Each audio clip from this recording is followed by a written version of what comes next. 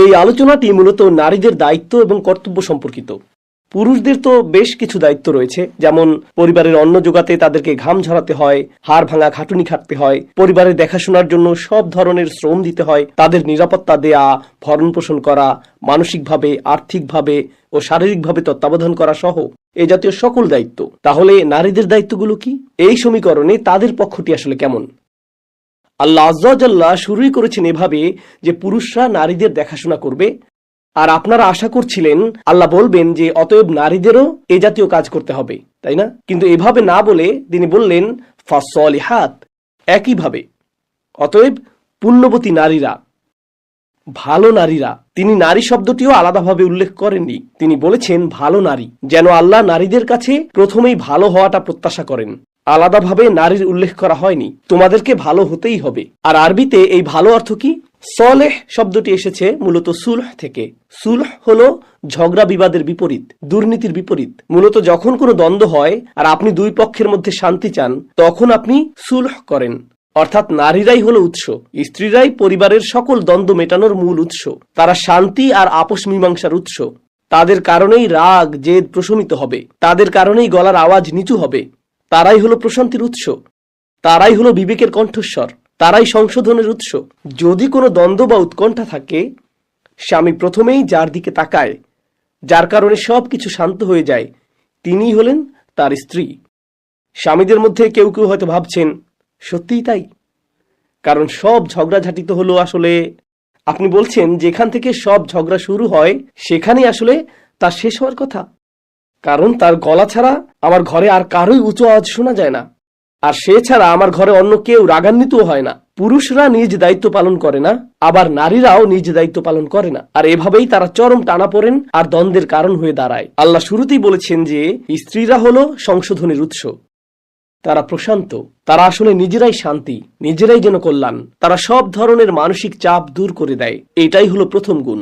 এরপর তিনি বলেছেন অনিতাতুন, আনুগত্য করতে আগ্রহী। কেউ কেউ এর ব্যাখ্যা করেছেন আল্লাহর প্রতি আনুগত্যে আগ্রহী, আর এটা সত্যও বটে, তারা আসলেই আল্লাহর আনুগত্য করতে আগ্রহী। এর অনুবাদ করা হয় অনুগত হিসেবে, যেমন আল কুনুতু লিল্লাহ, অর্থাৎ সেই কুনুত যা আল্লাহর জন্য। আল্লাহ বলেছেন কুমু লিল্লাহি কানিতিন, অর্থাৎ এমন আনুগত্যের আগ্রহ পোষণ করো যা একমাত্র আল্লাহর সন্তুষ্টির জন্য। কিন্তু এর অর্থ আসলে কি?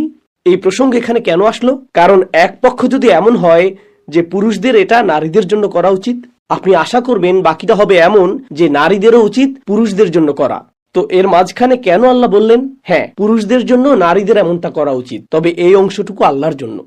এর কারণটা হলো নারীদের স্মরণ রাখতে হবে যখন তারা প্রশান্তির উৎস হচ্ছে আর যখন তারা সংসারে শান্তি ও স্থিতি বজায় রাখছে, তাদেরকে বুঝতে হবে যে ঘরকে শান্ত রাখার ক্ষমতা একমাত্র তাদেরই রয়েছে, আর সংসারে আগুন লাগানোর ক্ষমতাও একমাত্র তাদেরই রয়েছে। তারাই সংসারের আবেগ নিয়ন্ত্রণ করে।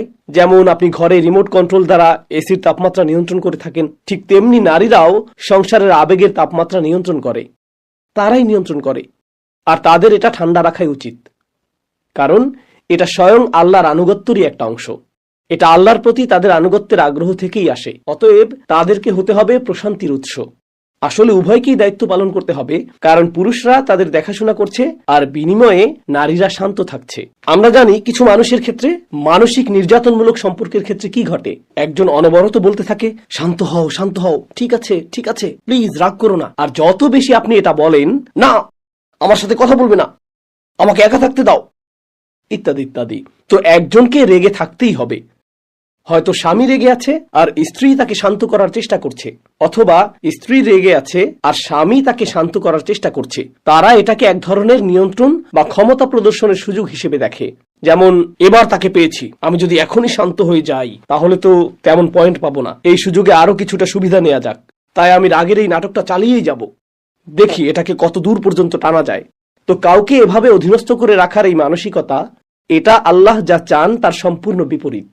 তাই আল্লাহ বলছেন অনিতাতুন। এরপর তিনি আরো কথা যোগ করলেন নারীদের আরেকটি দায়িত্ব। তিনি বলেছেন হাফিজাতুল লিল গায়ব, তারা রক্ষা করে যা অদৃশ্য, তারা অদৃশ্য বিষয়গুলোর হেফাজত করে। এর অর্থ আসলে কি? এর অর্থ হলো স্বামী যখন কাজের জন্য বাইরে থাকে, সে তখন এমন কিছুই করে না যা তার স্বামী অপছন্দ করে। সে এমন কারোর সাথে কথা বলে না যার সাথে কথা বলাটা স্বামী পছন্দ করে না। তার এমন কোনো বন্ধু বান্ধব থাকবে না যারা স্বামীর কাছে পছন্দনীয় নয়। স্বামীর অগোচরে সে কোনো নেতিবাচক আলাপচারিতায় লিপ্ত না। স্বামী স্ত্রীর মাঝখানের একান্ত ব্যক্তিগত কথাবার্তা তার মা, তার বোন বা অন্য কারোর সাথে শেয়ার করা যাবে না, কারণ স্ত্রী তো সেটা গোপন রাখার কথা। স্বামী এবং স্ত্রীর মাঝে একটা গোপনীয়তা বা প্রাইভেসি থাকে। এখন যদি নির্যাতনের কোনো পরিস্থিতি তৈরি হয়, সে আপনাকে মারধর করে বা আঘাত করে অথবা আপনার সাথে উদ্ভট কিছু করে, তখন আপনার এমন কাউকে দরকার যে আসলেই সহায়তা করতে পারবে, শুধু মনের ভাব প্রকাশের জন্য নয়, বরং এমন কেউ যে বিষয়টা সমাধান করতে পারবে। এই সূরার পরের অংশে সেই আলোচনা করা হয়েছে। কিন্তু যখন এটা অভ্যাসে পরিণত হয়, আপনি কেবল কারোর সাথে কথা বলতে চান আর আপনি শুধু স্বামীর বদনাম করেন বা সেসব গোপন কথা বলে দেন যা সে গোপন রাখতে বলেছিল, কিংবা আপনি এমন সম্পর্ক, বন্ধু বান্ধব বা আড্ডায় জড়ান বা এমন সব জায়গায় যান যেখানে যাওয়াটা সে কখনোই পছন্দ করে না, সে যদি আপনাকে সেখানে দেখতো তাহলে সে খুবই মন খারাপ করত কিংবা ভীষণ কষ্ট পেত। আর তারপরও আপনি সেটাই করে যাচ্ছেন। আপনার মাথায় কাজ করছে সে তো জানে না, তাই সমস্যা নাই। আল্লাহ বলেছেন হাফিজাতুল লিল গায়ব, তাদেরকে অদৃশ্য বিষয়গুলো হেফাজত করতে হবে। অর্থাৎ এর একটি অর্থ হলো স্বামীর কাছে যা অদৃশ্য বা অজানা তাদের সেটাও হেফাজত করতে হবে বিমা হাফিজ আল্লাহ, কারণ আল্লাহ এটা হেফাজত করার নির্দেশ দিয়েছেন। লক্ষ্য করুন, এখন সমীকরণটা ভারসাম্যপূর্ণ হলো। একদিকে আল্লাহ আজ্জা ওয়া জাল্লা পুরুষদের বলেছেন তোমাদেরকে ব্যয় করতে হবে, কারণ আল্লাহ তোমাদের উপর সেই দায়িত্ব অর্পণ করেছেন। বিমা ফাদ্দালাল্লাহু বা'দাহুম আলা বা'দ ওয়া বিমা আনফাকু মিন আমওয়ালিহিম। অন্যদিকে হাফিজাতুন লিল গায়বি বিমা হাফিজাল্লাহ, নারীদেরকে অদৃশ্য বিষয়গুলো সংরক্ষণ করতে হবে, কারণ আল্লাহ তা সংরক্ষণ করার সিদ্ধান্ত নিয়েছেন। তাই স্বামীর কাছ থেকে তাদের কোনো বিষয় গোপন করা উচিত না। তাদের ফোনে এমন পাসওয়ার্ড থাকা উচিত না যে স্বামী যখন বলবে তোমার ফোনটা একটু দেখতে পারি, না কেন, না এক সেকেন্ড দাঁড়াও, আগে সবকিছু ডিলিট করে নিই, ঠিক আছে এইবার তুমি দেখতে পারো। কেন? এমন তো হওয়ার কথা ছিল না। স্ত্রীর ব্যক্তিগত জীবন স্বামীর কাছে সম্পূর্ণ উন্মুক্ত থাকার কথা। আপনি তার পোশাক আর সে আপনার পোশাক। স্বামী স্ত্রীর মাঝে কোনো গোপনীয়তা থাকতে পারে না। তাদের তো একে অপরের কাছে সম্পূর্ণ স্বচ্ছ থাকার কথা। রাসূলুল্লাহ সাল্লাল্লাহু আলাইহি সাল্লাম তার স্ত্রীদের সাথে গোপন বিষয়গুলো শেয়ার করতেন। ওয়াইদ আসাররা নবিয়্যু ইলা বা'দি আজওয়াজিহি হাদিসা, যখন তিনি তার স্ত্রীদের সাথে গোপন একটি কথা বলেছিলেন, তার একান্ত ব্যক্তিগত আর সবচেয়ে কঠিন মুহূর্তগুলোতে তিনি স্ত্রীর মুখাপেক্ষী হতেন। আপনাদেরকে একে অপরের পোশাক হতে হবে। কেউ যখন পোশাক পরে তখন পোশাক আর শরীরের মাঝে তো কিছুই থাকে না, তাই না? আপনার পোশাক, আপনার পোশাকের ভেতরের অংশের সাথে আপনার দেহের কোনো গোপনীয়তা থাকে না। এটাই হলো জীবনসঙ্গী বা স্বামী স্ত্রীর আসল সংজ্ঞা। তাই যখন আপনি সেটা রক্ষা করতে পারেন না, যা শুধু স্বামীর জন্য বা শুধু স্ত্রীর জন্য হওয়ার কথা, তা অন্য কোথাও চলে যায়, তখন সেটাই হলো নারীদের দায়িত্বের লঙ্ঘন। এই অল্প কিছু বিষয় যা আল্লাহ উল্লেখ করেছেন যে এভাবেই আসলে ভারসাম্য বজায় থাকবে দুই পক্ষের মাঝে। الرجال قوامون على النساء بما فضل الله بعضهم على بعض وبما أنفقوا من أموالهم আর অন্যদিকে والصالحات قانتات حافظات للغيب بما حفظ الله। আমি জানি যখন এই বক্তব্য সামাজিক মাধ্যমে যাবে, আচ্ছা অমুক ব্যাপারে কি হবে, তমুক ব্যাপারে কি হবে, ওই ব্যাপারে কি হবে, যদি সে পাগলামি করে। সবাই অপর পক্ষের অন্যায় আচরণ নিয়ে চিন্তিত, নির্যাতন ঘটে থাকে, এটা অবশ্যই বাস্তব। আমি স্বীকার করছি যে এটা বাস্তব, কিন্তু আমি সবার আগে যা স্পষ্ট করতে চাই তা হলো আল্লাহ আসলে এই সম্পর্কটাকে কেমন দেখতে চান। আমি বা আপনি কি চাই তা নয়, আল্লাহ এই সম্পর্কটাকে আসলে কেমন দেখতে চান, এর সবচেয়ে মৌলিক স্তম্ভগুলো কি কি, সেগুলো যদি অনুপস্থিত থাকে তাহলে অন্য কিছুর আগে এগুলোকেই অগ্রাধিকার দিতে হবে। শত শত দাম্পত্য সমস্যা থাকতেই পারে, একটা পরিবারে শত সমস্যা থাকতে পারে। যদি আমার বলা এই অল্প কিছু বিষয় নিয়ে সমস্যা থাকে, তবে বাকি সবকিছুই আসলে নগণ্য। এগুলোই হলো মুখ্য বিষয়, এটাই মূল সমস্যা।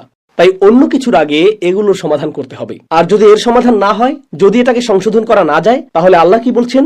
فإن خفتم شقاق بينهما فابعثوا حكما من أهله وحكما من أهلها। যদি সত্যিই মনে করেন যে সম্পর্কে ফাটল ধরেছে, তাদের মাঝে বিশাল খাত তৈরি হয়েছে, আর তারা বুঝতেই পারছে না কিভাবে এই মৌলিক সমস্যাগুলো ঠিক করবে, তখন এমন কাউকে প্রয়োজন যিনি পরামর্শ দিতে পারেন। কোনো জ্ঞানী ব্যক্তি, কোনো দায়িত্বশীল ব্যক্তি, যিনি মেয়ের পরিবারের এবং তার পক্ষ হয়ে কথা বলবেন, এবং ছেলের পরিবার থেকেও এমন একজন প্রতিনিধি আনুন আর তাদের আলোচনার মাধ্যমে এর সমাধান করুন। অন্য কারোরই এখানে জড়ানো উচিত নয়। এটা রাতের খাবারের আড্ডার কোনো বিষয় না। এটা ঈদের দাওয়াতের কোনো মুখরোচক আলোচনার বিষয় না। এই দুইজনের বিরোধ চলছে, এটা অন্য কারো বিষয় নয়। এখানে একজন দায়িত্বশীল মানুষ প্রয়োজন, যার দরদ আছে, যিনি বিষয়গুলো বোঝেন, যিনি অতিরিক্ত আবেগপ্রবণ নন, যিনি অতিরিক্ত রাগী নন। তিনি স্ত্রীর পরিবার থেকে আসবেন, স্বামীর পরিবার থেকেও একজন শান্ত ধীর স্থির মানুষ আসবেন, এবং তারা একসাথে বসে পারস্পরিক আলোচনার মাধ্যমে সমাধানের চেষ্টা করবেন। যদি মিটমাট হয়ে যায় ভালো, আর যদি তা না হয় সেটাও ঠিক আছে। এভাবেই আসলে সমস্যাগুলোর সমাধান হওয়ার কথা। এভাবেই পারস্পরিক ঘৃণা সৃষ্টি রোধ করা যায়। জানেন অনেক সময় কি ঘটে থাকে? মানুষ ভাঙা সম্পর্ক নিয়েই বাস করতে থাকে, তারা কাউকে জানায়ও না, ভাঙা সম্পর্কটাকে জোড়াও লাগায় না। তারা এভাবেই একে অপরের প্রতি ঘৃণা পুষে রাখে। স্বামী স্ত্রীর মাঝে যখন এরকম ঘৃণা থেকে যায়, বাচ্চারাও সেটা লক্ষ্য করে, আর তারা শিখে যে এটাই হয়তো স্বাভাবিক। মা বাবার পরস্পরের সাথে এভাবে কথা বলাটা স্বাভাবিক। যখন এই বাচ্চারা বেড়ে উঠবে আর তাদের বিয়ে হবে, ভাবুন তো তারা তাদের জীবনসঙ্গীর সাথে কিভাবে কথা বলবে। তারা তো সেটাই শিখেছে, বাড়ি থেকে তো তারা এই স্কুলিংটাই পেয়েছে। তাই আপনার ঘরে যখন শান্তি না থাকে, আপনি আসলে সেই বিশৃঙ্খলা পরবর্তী প্রজন্মের মাঝেও ছড়িয়ে দিচ্ছেন। এটা এক ধরনের অবচেতন শিক্ষা। শিশুরা দেখে দেখে যা শেখে তা তারা কখনো ভুলে না।